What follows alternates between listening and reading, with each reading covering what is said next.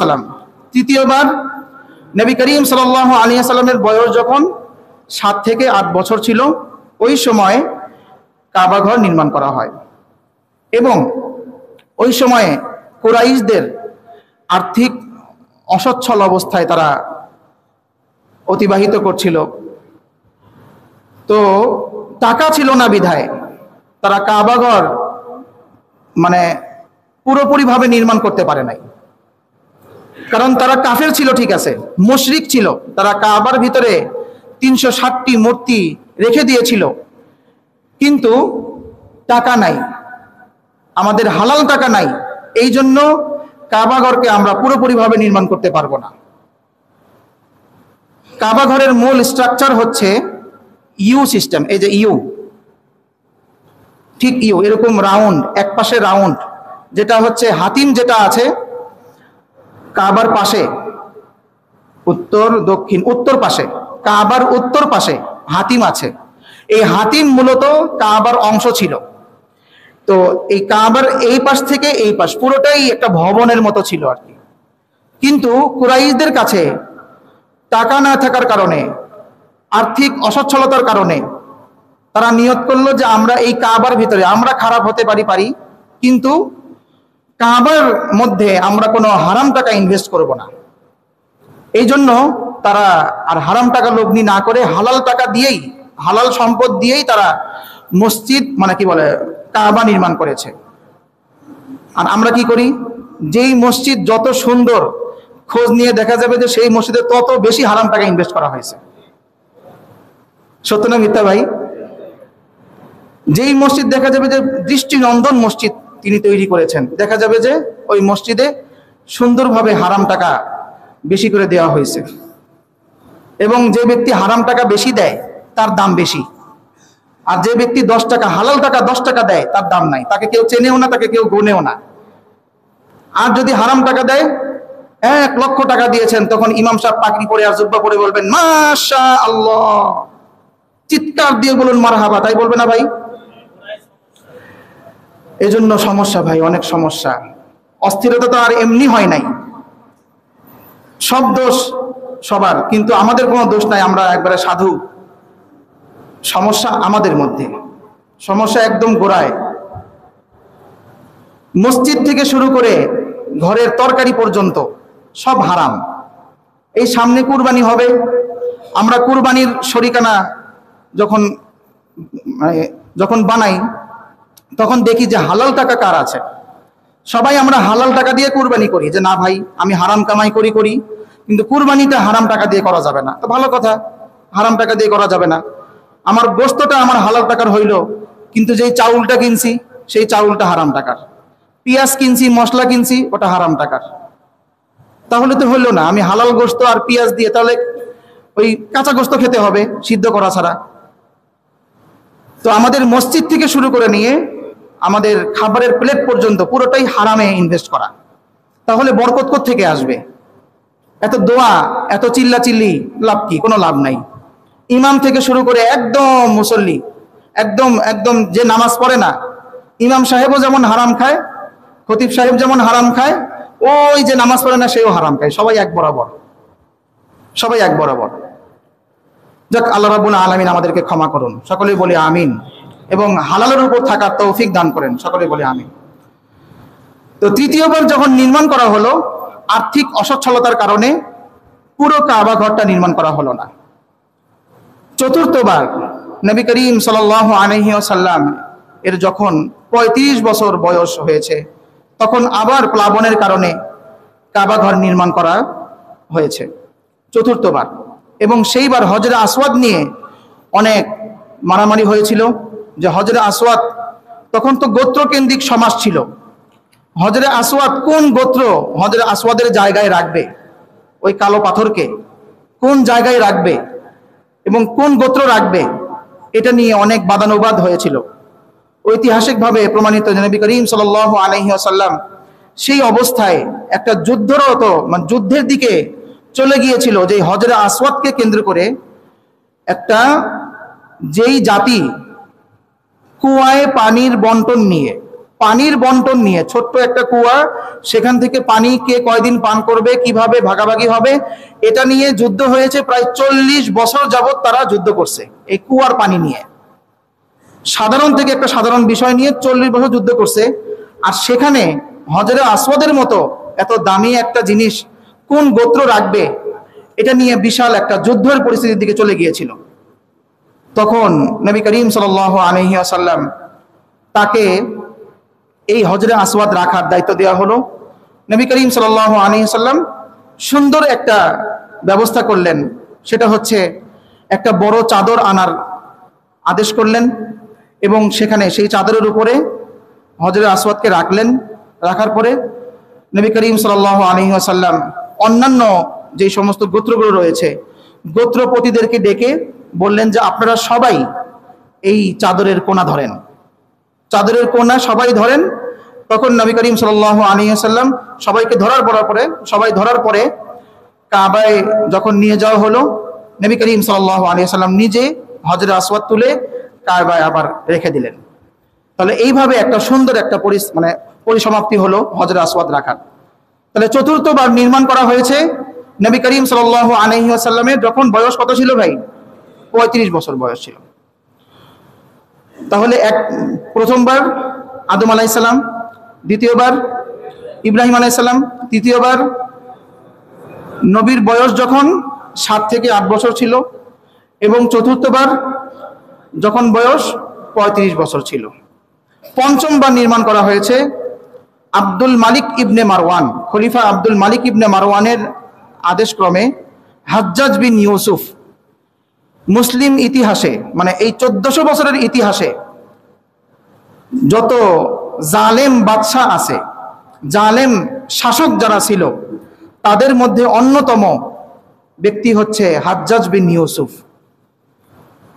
হাজ্জাজ বিন ইউসুফ অনেক সাহাবীকে শহীদ করেছে এবং সাহাবীকে শহীদ করতে গিয়ে এই কাবাকেও সে ভেঙে ফেলছে। আব্দুল্লাহ বিন জুবাইর রাদিয়াল্লাহু তাআলা আনহুকে হত্যা করতে গিয়ে ক্ষেপণাস্ত্র দিয়ে এই কাবাকে পরিপূর্ণ ভেঙে ফেলছে। এবং আব্দুল্লাহ বিন জুবাইর রাদিয়াল্লাহু তাআলা আনহু কাবার সংস্কার করেছিলেন।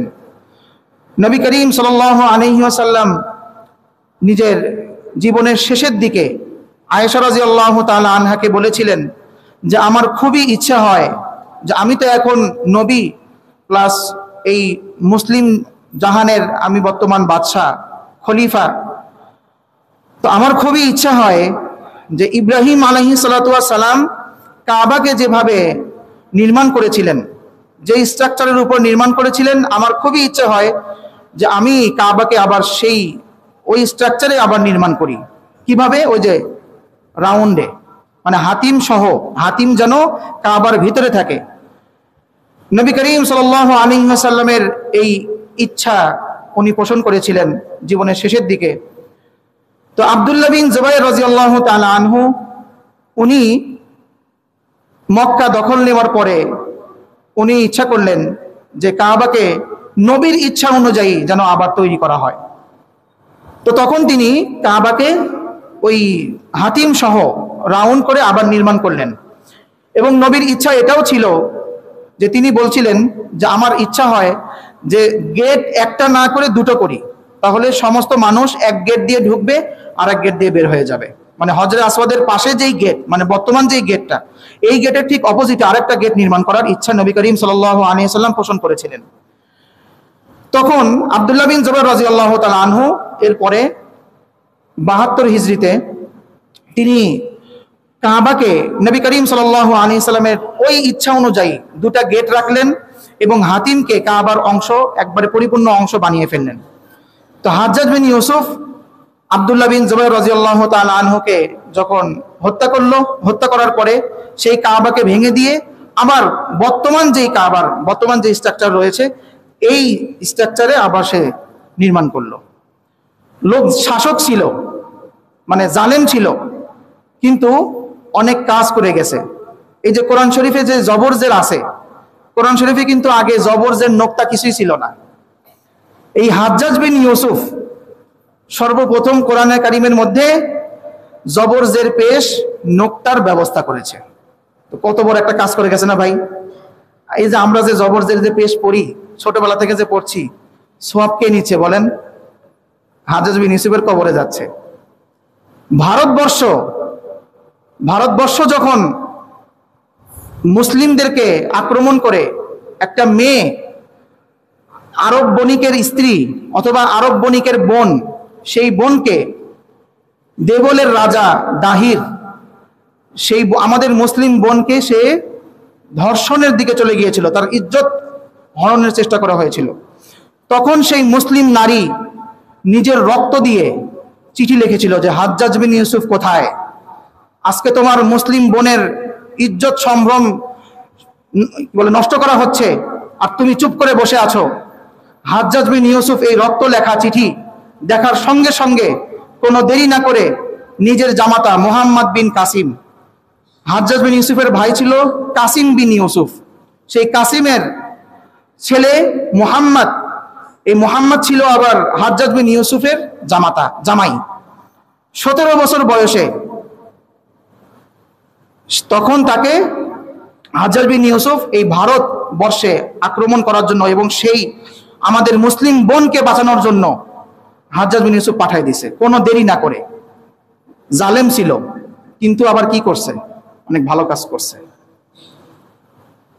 কাবা শরীফ নির্মাণ, কোরআন শরীফে জের জবর লাগানো, এবং এই ভারতবর্ষে আমরা যে ইসলাম ধর্ম গ্রহণ করতে পারছি, এটার একটা অনুপরিমাণ সওয়াব কে পাবে? কে পাবে ভাই বলেন? হাজ্জাজ বিন ইউসুফ পাবে, অনুপরিমাণ একটা সওয়াব পাবে। এই যে আজকে আমরা সেজদা করব, আজকে আমরা নামাজ পড়ছি, বয়ান করছি, কোরআন শরীফ তেলাওয়াত করব, ইনশাআল্লাহ কোরআন শরীফ তেলাওয়াত করছি সারাটা জীবন, প্রতিটা সেজদা প্রতিটা আয়াতের একটা সওয়াব কে পাবে? আমি কিন্তু আবার হাজ্জাজ বিন ইউসুফের দালাল না, আমি ঐতিহাসিকভাবে বলছি আর কি। তো হাজ্জাজ বিন ইউসুফ এই কাবাকে 5 বার মানে 5ম বার যেটা নির্মাণ করছে। এখন এই পর্যন্ত আমরা যেই কাবাকে দেখছি, এই কাবা হাজ্জাজ বিন ইউসুফেরই বানানো সেই কাবা, কোনো কিছু চেঞ্জ করা হয় নাই, শুধুমাত্র সংস্কার করা হয়েছে। সংস্কার করা হয়েছে প্রায় 12 থেকে 14 বার, অনেকবার সংস্কার করা হয়েছে। বিভিন্ন বাদশাহ বিভিন্ন, যেমন নাকি আমাদের বিভিন্ন মসজিদে দেখা যায় এক এক কমিটি যখন আসে, ওই কমিটি আসার পরে তারা চেষ্টা করে যে আমরা মসজিদে একটা আমাদের আলামত রেখে যাই, একটা সংস্কারমূলক কাজ করি, বিভিন্ন কাজ আমরা করে থাকি, সমস্ত মসজিদে দেখা যায়। তো ওরকম ভাবে কাবাকে কেন্দ্র করে সমস্ত মুসলিম খলিফা, মুসলিম বাদশারা তারা চেষ্টা করেছে যে কাবাকে সুন্দরভাবে সংস্কার করার জন্য। এইভাবে সংস্কার হয়েছে অনেক, কিন্তু নির্মাণ করা হয়েছে কয়বার ভাই? 5 বার। আদম আলাইহিস সালাম একবার, ইব্রাহিম আলাইহিস সালাম দ্বিতীয়বার, নবী করিম সাল্লাল্লাহু আলাইহি সাল্লামের বয়স যখন 7 থেকে 8 বছর ছিল তৃতীয়বার, চতুর্থবারে নবী করিম সাল্লাল্লাহু আলাইহি সাল্লামের বয়স যখন 35 বছর ছিল, 5ম বারে হাজ্জাজ বিন ইউসুফের সময়। তাহলে আমরা মোটামুটি কাবা শরীফের নির্মাণের ইতিহাস জানলাম। হজরে আসওয়াদ, দ্বিতীয় নাম্বার হচ্ছে হজরে আসওয়াদ।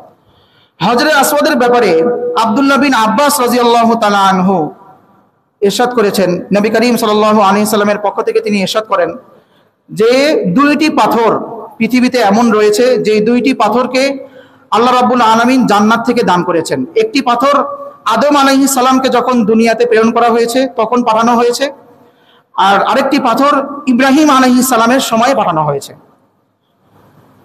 আদম আলাইহিস সালামের সঙ্গে যেই পাথর পাঠানো হয়েছে সেই পাথর হচ্ছে হজরে আসওয়াদ, এবং নবী করিম সাল্লাল্লাহু আলাইহি সাল্লাম বলেছেন যে এই পাথর দুধের চেয়েও বেশি সাদা ছিল, স্বচ্ছ ছিল। তিরমিজি, মুসনাদে আহমদ ইবনে হাম্বল এবং মুসান্নাফ ইবনে আবি শাইবা সহ অসংখ্য হাদিসের কিতাবে এই হাদিস উল্লেখ করা আছে যে হজরে আসওয়াদ মানে কালো পাথর, এটা হচ্ছে ইয়াকুতুম মিন ইয়াকুতাতিল জান্নাহ, যে জান্নাতের ইয়াকুত পাথর থেকে একটি পাথর। কিন্তু মানুষের গুনাহ শোষণ করার কারণে, মানুষের গুনাহ নেওয়ার কারণে এই পাথরটা কালো হয়ে গেছে। তো এই পাথর নবী করিম সাল্লাল্লাহু আলাইহি সাল্লামের বর্ণনা অনুযায়ী আদম আলাইহিস সালামের সঙ্গে আল্লাহ রাব্বুল আলামিন পাঠিয়ে দিয়েছেন। আল্লাহ তো রহমানুর রহিম, তিনি চান আমাদেরকে ক্ষমা করার জন্য, এই জন্যই পাথর পাঠিয়ে দিয়েছেন যে মানুষ যতই গুনাহ করুক, বান্দার হক যদি নষ্ট না করে থাকে, শুধুমাত্র আল্লাহর হক নষ্ট করছে, বান্দার হক নষ্ট করে নাই। মানে কোনো বান্দার সম্মান ইজ্জত, রক্ত, সম্মান, ইজ্জত, রক্ত অন্যায়ভাবে নষ্ট করে নাই। এই নষ্ট না করা অবস্থায় শুধুমাত্র আল্লাহর হক নষ্ট করছে, এই অবস্থায় যদি কেউ হজরে আসওয়াদে চুমু দেয়, ইশারা দিয়ে চুমু দিলেও আল্লাহ রাব্বুল আলামিন তার সমস্ত গুনাহ মাফ করে দিবেন। আমাদের উমরার সময় এক ভাইকে দেখছি, উনি অনেক মারামারি করে চুমা খাওয়ার পরে এভাবে শুয়ে পড়ছেন, ইয়া আল্লাহ খালাস, এভাবে শুয়ে পড়ছেন, মানে সব গুনাহ মাফ হয়ে গেছে, খুব খুশি। তো এইভাবে আমরা সবাই চেষ্টা করবো ইনশাআল্লাহ, আল্লাহর কাছে দোয়া করি, আল্লাহ আমাদের সকলকে হজরে আসওয়াদকে চুমু দেওয়ার তৌফিক দান করো। আল্লাহ এমন একটা সুযোগ তৈরি করে দাও যেন আমরা নিজের ঠোঁট দিয়ে যেন হজরে আসওয়াদকে চুমু দিতে পারি, আর না হলেও, এটা সম্ভব না হলেও নিজের হাত দিয়ে যেন ইশারা করে হজরে আসওয়াদকে একটু চুমু দিতে পারি। আল্লাহ আমাদের দোয়াকে তুমি কবুল করে নাও, আল্লাহুম্মা আমিন, আল্লাহুম্মা আমিন। তো হজরে আসওয়াদের ব্যাপারে নবী করিম সাল্লাল্লাহু আলাইহি সাল্লাম আরেকটি বর্ণনা করেছেন, সেটি হচ্ছে এই হজরে আসওয়াদ কিয়ামতের দিন আল্লাহ রাব্বুল আলামিন এই হজরে আসওয়াদের চক্ষু দান করবেন। তখন হজরে আসওয়াদ প্রত্যেক ওই ব্যক্তিকে চিনতে পারবে যেই ব্যক্তি তাকে চুমু দিয়েছিল, এবং যারা তাকে চুমু দিয়েছিল হজরে আসওয়াদ কিয়ামতের দিন ওই আল্লাহর কাছে ওই ব্যক্তির ব্যাপারে সুপারিশ করবে যে আল্লাহ, এই ব্যক্তি আমাকে চুমু দিয়েছে, তুমি তাকে ক্ষমা করে দিয়ে জান্নাতে প্রবেশ করার তৌফিক দান করো। তো আমরা সকলেই চেষ্টা করব তো ইনশাআল্লাহ। যাদের উপর হজ ফরজ হয়েছে, হজের মাধ্যমেই কিন্তু হজরে আসওয়াদকে চুমু দিতে হবে। খালি শুধু উমরা করে পার পাওয়া যাবে না ভাই, যে ভাই 7 লক্ষ টাকা লাগে, উমরাটা করে আসি আর হজরে আসওয়াদকে একটু চুমু দিয়ে আসি, তাহলে কিন্তু হবে না। আমি এর আগে বলেছিলাম যে হজের যেই ফরজ, যার উপরে হজ ফরজ হবে, ওই ব্যক্তি হজ না করা পর্যন্ত তার কিন্তু হজের ফরজ মাফ হবে না। যদি কারো টাকা নাই, সে টাকা দিয়ে ফ্ল্যাট কিনছে, 5টা ফ্ল্যাট আছে, 5টা ফ্ল্যাটের মধ্যে 4টা ফ্ল্যাটের টাকা দিয়ে উনি চলতে পারেন, একটা ফ্ল্যাটের টাকা তার কাছে অতিরিক্ত পড়ে থাকে, তাহলে এই ফ্ল্যাট বিক্রি করে যদি এমন টাকা হয় যেই টাকা দিয়ে উনি কাবা যাবেন আবার আসবেন, মক্কা যাওয়া আসা এবং তার অনুপস্থিতিতে তার পরিবার ভালোভাবে চলতে পারা, এরকম সক্ষমতা যদি টাকা হয়ে থাকে, তাহলে ওই ব্যক্তির জন্য ওই ফ্ল্যাট বিক্রি করে, ওই জমি বিক্রি করে, ওই গাড়ি বিক্রি করে হজ করা কিন্তু ফরজ। হজ কিন্তু ফরজ হয়ে আছে ভাই। এজন্য আমাদের সমাজে এখন যদি দেখা যায়, আমাদের 99% মুসলমানের উপরে হজ ফরজ হয়ে আছে, মানে আমাদের সমাজে। তারপরে হচ্ছে সাফা মারওয়া। শুরুতে বলছিলাম যে জাবালে আবি কুবাইস, যেটা আবু কুবাইস পর্বতের পাশে ছোট্ট একটা পাহাড় সাফা পাহাড়, ঠিক তার আরেক পাশে মারওয়া পাহাড়। নবী করিম সাল্লাল্লাহু আলাইহি ওয়াসাল্লাম এই পাহাড় দুটিতে সাই করেছেন। হাজরা আলাইহা সাল্লাতু ওয়াসসালাম এই পাহাড় দুটিতে ছাই করেছেন। এই আমলকে ইসমাইল আলাইহিস সালামের দুধ পান করাকে যখন বুকের দুধ যখন শেষ হয়ে গিয়েছিল, তখন তিনি পানির খোঁজে বিভিন্ন জায়গায় দৌড়াদৌড়ি করতে লাগলেন। সাফা পাহাড়ে এবং মারওয়া পাহাড়ের এই 2 পাহাড়ের মাঝখানে তিনি সাই করেছেন, মানে দৌড়াদৌড়ি করেছেন 7 বার। তারপরে জমজম কূপের যেই প্রতিষ্ঠা করা হয়, তৈরি করা হয়। এরপরে এই আমলকে, সাফা মারওয়ার এই সাই করা দৌড়াদৌড়ির আমলকে স্মরণ রাখার জন্য আল্লাহ রাব্বুল আলামিন আমাদেরকে হজের একটা গুরুত্বপূর্ণ ওয়াজিব হচ্ছে সাফা মারওয়া সাই করা। এবং নবী করিম সাল্লাল্লাহু আলাইহি ওয়াসাল্লাম এই 2 পাহাড়ের মাঝে সাই করেছেন। আর হাজরে আসওয়াদের ব্যাপারে আরেকটা হাদিস বলতে ভুলে গিয়েছি, সেটা হচ্ছে ওমর রাদিয়াল্লাহু তাআলা আনহু, তিনি একবার হজরে আসওয়াদকে চুমু দিচ্ছিলেন আর বলছিলেন যে এই কালো পাথর, যদিও নবী বলেছেন যে তোমার মধ্যে গুনাহ শোষণ করার ক্ষমতা আছে, কিন্তু এই গুনাহ শোষণ করার ক্ষমতা থাকা সত্ত্বেও আমি তোমাকে চুমু দিতাম না, কিন্তু আমি আমার হাবিবকে দেখেছি, আমি আমার নবীকে দেখেছি, তিনি তোমাকে চুমু দিয়েছেন, এই জন্যই আমি তোমাকে চুমু দিচ্ছি। এখান থেকে কিন্তু অনেক বড় আমাদের শিক্ষা যে নবী করিম সাল্লাল্লাহু আলাইহি ওয়াসাল্লাম যেই কাজ করেছেন, যেই কাজ আমাদেরকে করতে বলেছেন, সেটার উপরেই আমল করা। যেটা করেন নাই, যেটা করতে বলেন নাই, ওটার উপরে আমল করা যাবে? যাবে না। আল্লাহ রাব্বুল আলামিন আমাদেরকে এই ধরনের সমস্ত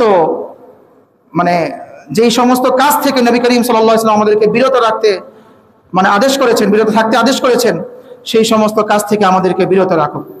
সকলেই বলি আমিন। সময় শেষ হয়ে গেছে, আরো ইনশাল্লাহ আলোচনা হবে যদি আমরা আরো সময় পাই। পরবর্তী জুমায় অন্যান্য মিনা, মুজদালিফা আছে, আরাফা আছে, অন্যান্য হজের স্থানগুলো রয়েছে, আমরা সেগুলো নিয়ে আলোচনা করবো ইনশাআল্লাহ। আল্লাহ রাব্বুল আলামিন আমাদের সকলকেই সুস্থ রাখুক। সকলেই বলি আমিন। যারা সুন্নত পড়েনি 4 রাকাত সুন্নত